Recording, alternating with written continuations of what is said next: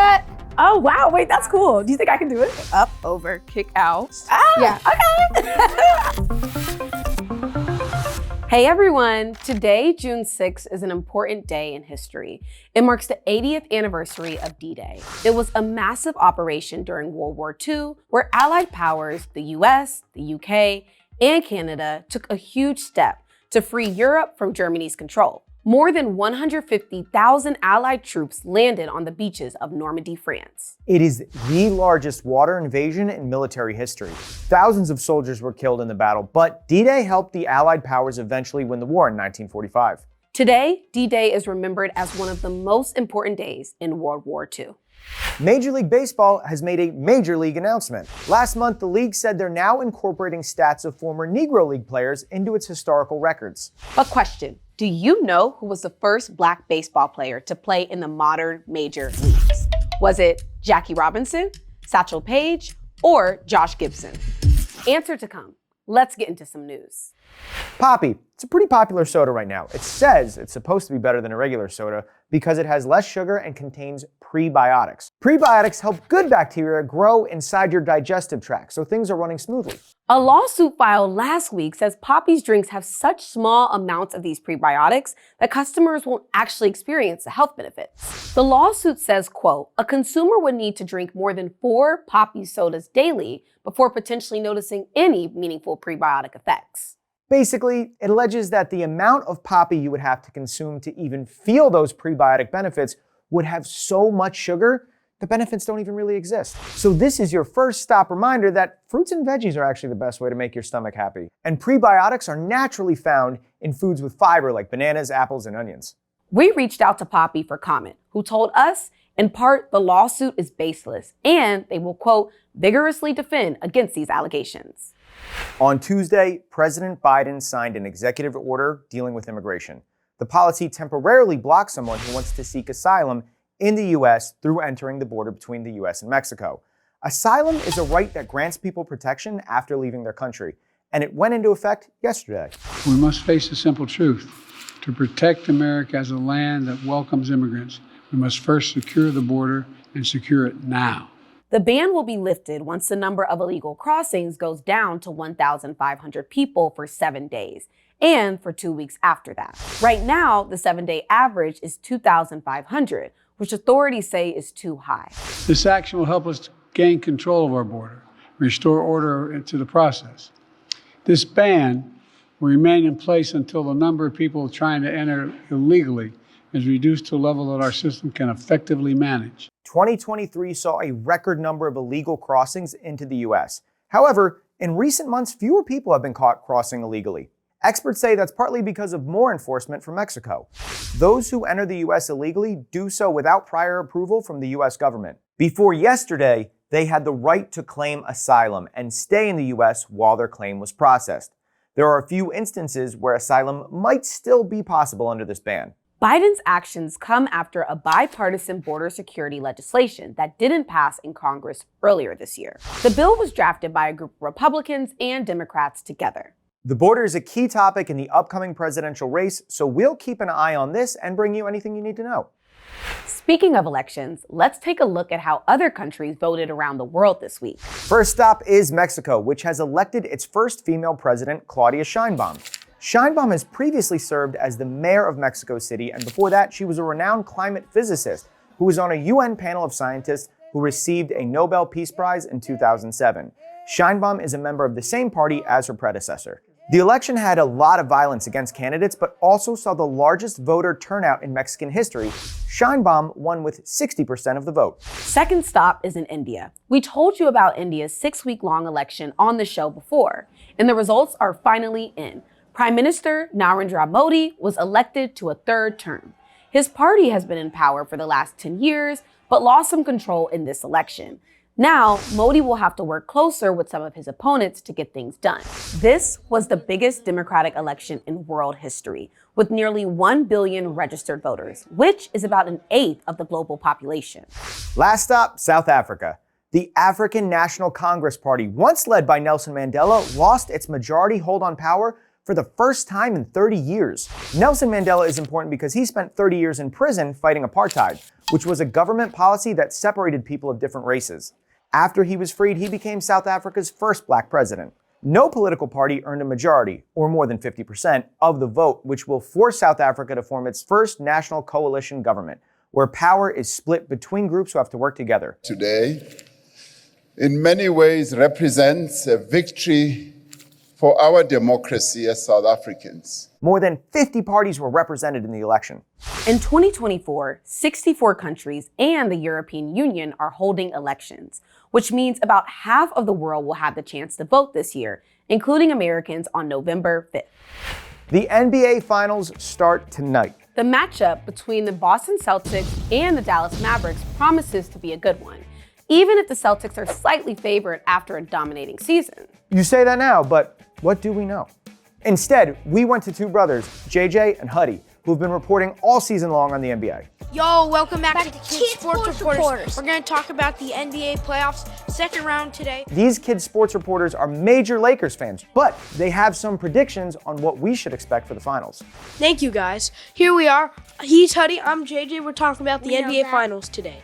So, Celtics, they're amazing. As much as we hate to say it, but we have to talk. We're Lakers fans. Like, look at these jerseys and look at this.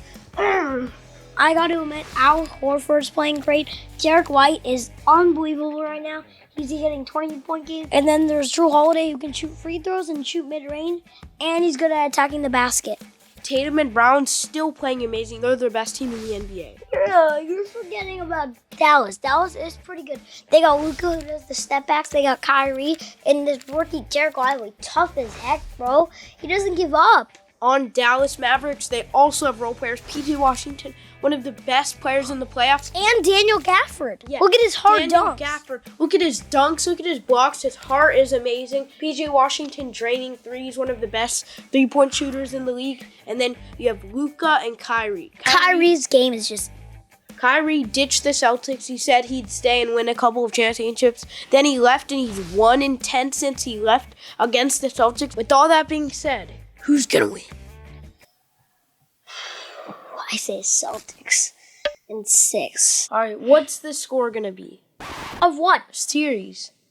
I said Celtics in 6. Celtics in 6. I'm also going Celtics in 6. Mavericks could win a couple of games because they're really good and they're talented. Thank you for watching us, and back to you guys. All right, thanks, fellas. Kelsey, who do you have for the finals? I think Celtics in 7.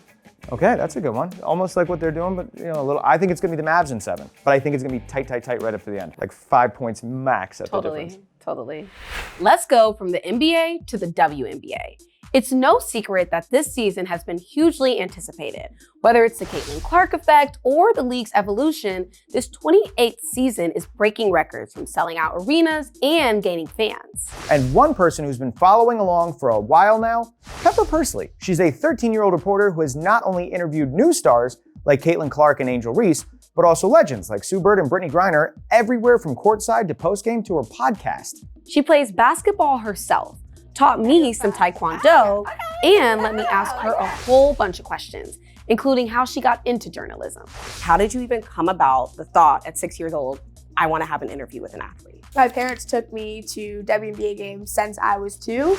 So I kind of had that experience and I had a lot of questions about it. I had a lot of curiosity. So I think being able to ask those questions really led me to continue to want to highlight those athletes that inspire me. Do you have a favorite interview that you've done? I think what's fresh on my mind was doing the WNBA draft. I'm here with Caitlin Clark. The fit is fitting, right? 4 + 4? Yes, 8. Thank you. Getting to talk to those athletes right before such a pivotal moment in their life, I think was really cool. And that is kind of, I feel like, grown the game, especially for me. A lot of my friends have seen those TikToks that I posted from that. So that's been really cool. What does it mean to you to just be a part of this generation of women's basketball that's grown the game so much and inspires girls like me? It's amazing. I mean, girls like you that look up to us, and I want to be lead by a good example, and I think we've done a good job by that and give you inspiration that you can do the same thing we're doing one day. Let's talk about, how do you prepare for these interviews, right? What does that look like for you? I'll watch some of what they do, and I like to start off with their journey. So if they were an athlete, if they are an athlete, kind of how they got their start in that, or how they got their start in whatever they're doing.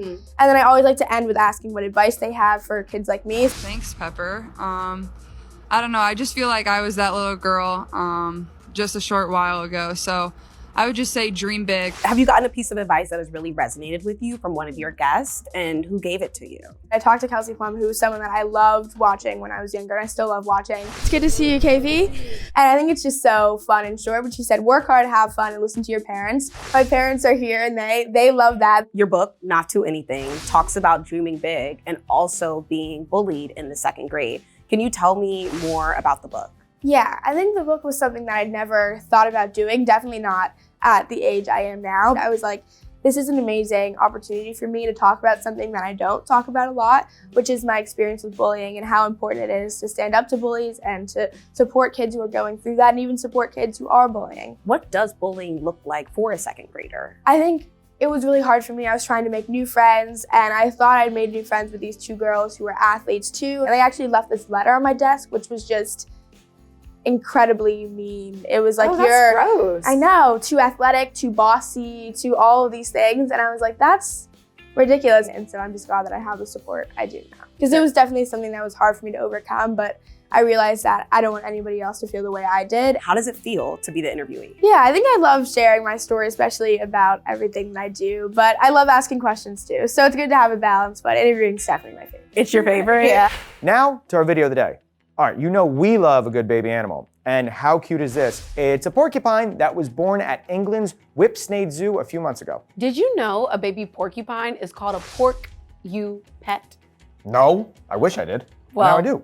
Now we do. Zookeepers will not know if it's a male or female for at least another 6 months. In the meantime, they have named the new baby Dakari, which is a Zimbabwean word for rejoice. Baby porcupines are born with short, soft quills that harden within a few days after birth. And a group of porcupines is called a prickle. So now, with this porcupette, the zoo has a prickle of porcupines in play. With this porcupette, the zoo has a prickle of porcupines in play. With this porcupette, the zoo has a prickle of I got 1.5. Boop. All right, let's keep up with this sports theme we've got going. The biggest news in baseball right now isn't about what's happening on the field, but in the history books. MLB records have only included stats from the majors, but now will include stats from Negro League players who have played from 1920 to 1948. The Negro League was formed for players who weren't allowed to play in the majors because of their race. Josh Gibson, one of the best hitters in the Negro League, is now the MLB's new all-time batting average career leader. Satchel Paige, one of the league's best pitchers, is 3rd in earned run average, or ERA, and the founder of the Negro League was also a player, Andrew Rube Foster, and his stats will now also be included. We asked you, who was the first Black baseball player to play in the modern major leagues? The answer, Jackie Robinson. He made baseball history by stepping on the field with the Brooklyn Dodgers in 1947. The MLB retired his number 42 across the league in 1997. He started his career in the Negro League, and his stats will now include his time in both leagues. You in for another animal story? I always am. This one will make you go, aww, because this farm in Vermont might fulfill your wildest dreams. At Golden Dog Farm, you and your family can enjoy what's called a Golden Retriever experience. Yes, it's just what it sounds like. For a fee and by appointment, you can hang out with a gang of Golden Retrievers. The idea started after Doug and Becca Werpel bought Golden Dog Farm during the pandemic. They partnered with a local breeder called Butternut Goldens to do doggy playdates. Werpel told us that people just love being around dogs. It's like therapy. Duh, I could have told you that one. Yeah. And actually, it's backed up by science. A recent South Korean study proved that people do feel more relaxed and rested when they're playing with dogs. People come from all over the world. And one kid said meeting the Golden Retrievers was better than Disney World. The farm also produces yummy stuff like maple syrup and honey. So we want to know, what's your favorite kind of dog? Let us know through emailing us at hi@firststopnews.com. And one last bit of information about our biggest competitor, Mr. Beast. The Feastables guy? Oh yeah. Well, right now, he's officially the most subscribed channel right here on YouTube. Last year, Mr. Beast, real name Jimmy Donaldson, announced his plans to dominate YouTube to avenge former title holder PewDiePie, who lost it to another channel, T-Series, which is an Indian music label, back in 2019. And he did it! Mr. Beast now has a whopping 270 million subs. Mr. Beast, we are coming for you. So go like and subscribe. We only need a few more 100 million followers. We're right behind you, Mr. B. See you soon. But until then, we'll be here. So we'll see you next time on First Stop News. So what are we gonna do when we finally get that guy? I think that we should have a pizza party. Ooh, I like that idea. Yeah.